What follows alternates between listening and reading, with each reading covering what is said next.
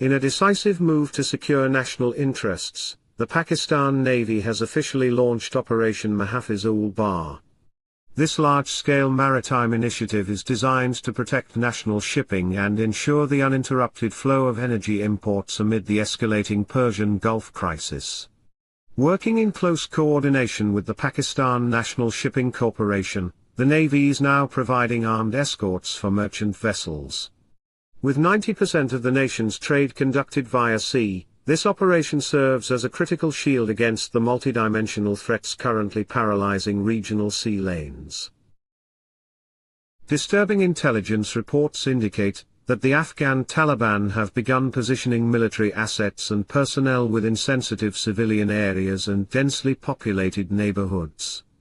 This tactical shift is a direct attempt to deter further precision airstrikes from the Pakistan Air Force by increasing the risk of collateral damage. Islamabad has condemned the move as a violation of international humanitarian law, asserting that while it seeks to minimize civilian harm, it will not allow militant groups to find sanctuary behind innocent populations during the ongoing open war along the frontier. A diplomatic firestorm has erupted in Washington as a senior United States of America senator issued a blunt ultimatum to Riyadh. In a televised address on March 9, Senator Lindsey Graham warned of severe and lasting consequences if the kingdom does not formally join the coalition's kinetic operations against Iran. The threat highlights growing frustration in the United States of America over Saudi Arabia's strategic neutrality and its refusal to open its northern air bases for offensive sorties, potentially straining the decades-old security alliance at its most critical moment. Political analysts are sounding the alarm that President Trump's attempt to replicate his Venezuela model of regime capture in Iran has fundamentally failed. While the strategy of decapitate and delegate worked to install a pliant successor in Caracas, Tehran has responded with a rigid consolidation of power.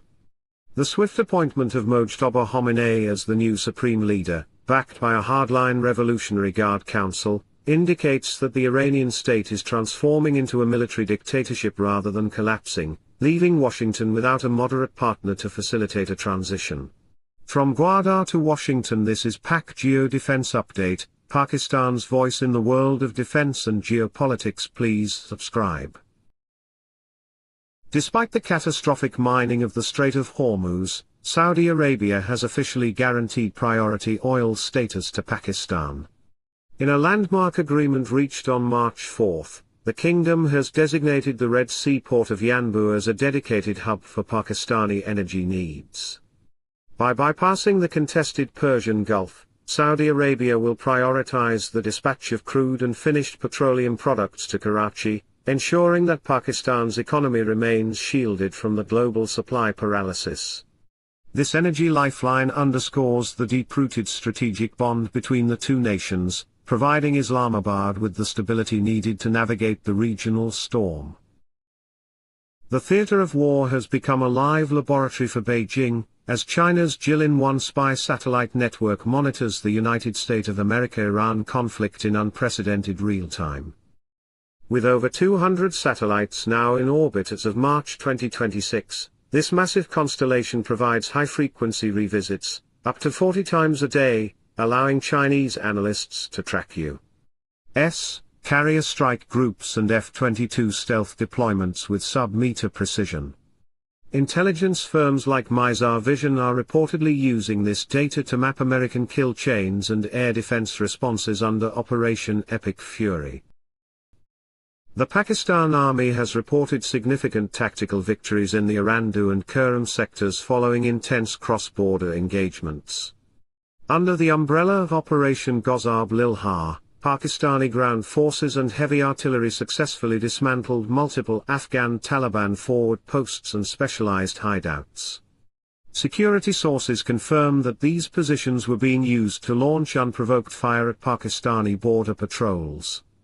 The clearing operations have effectively pushed militant elements back from the immediate frontier, securing key mountain passes and neutralizing high-value targets who were coordinating TTP incursions into the tribal districts. In a move to modernize the national economy amidst regional chaos, The government of Pakistan officially launched its landmark 5G spectrum auction today, March 10.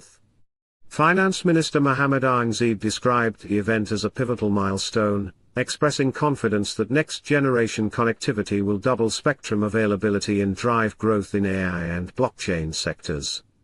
With 5G services expected to go live in 5 major cities within 6 months, this digital leap is seen as a vital strategy to boost IT exports and provide the high-speed infrastructure required for the nation's evolving digital defense and economic resilience. A sobering new intelligence assessment has concluded that neutralizing or capturing Iran's highly enriched uranium would require a massive United States of America ground force. Experts warn that aerial bombardment alone cannot penetrate the deep underground bunkers at Isfahan and Natanz. To prevent weapons-grade material from falling into the hands of uncontrolled elements following a regime fracture, Washington would need to deploy tens of thousands of specialized troops for a high-risk extraction mission. This boots-on-the-ground necessity presents a nightmare scenario for a United States of America administration that had hoped to win the war through surgical air power alone. The state of Qatar has officially reported that Iran is pressing systematic attacks on its civilian and energy infrastructure. Between March 7 and 8, Doha's sophisticated air defenses intercepted dozens of drones and missiles targeting desalination plants and the Ras Laffan gas complex. While Qatar has attempted to play a mediatory role, these retaliatory strikes suggest Tehran is no longer distinguishing between active belligerents and neutral neighbors. The ongoing targeting of Qatari life support systems has led to a total suspension of gas production, sending global energy prices into a vertical climb and threatening the world's power grids. In a major boost to its maritime sovereignty, Indonesia has officially entered an agreement with India to procure the BrahMos supersonic cruise missile system. Confirmed on Monday, March 9, by Defense Ministry spokesperson Ricardo Sirate, the deal is a cornerstone of Jakarta's multi-billion-dollar military modernization. Developed by a joint venture between India and the Russian Federation, the BrahMos is the world's fastest operational cruise missile, capable of reaching speeds of Mach 2.8. Estimated to be worth up to $450 million, this coastal defense battery will allow Indonesia to protect its critical sea lanes and 18,000 islands with high-precision, fire-and-forget technology. That's enough for today. Share your thoughts in comments section, and please answer today's question.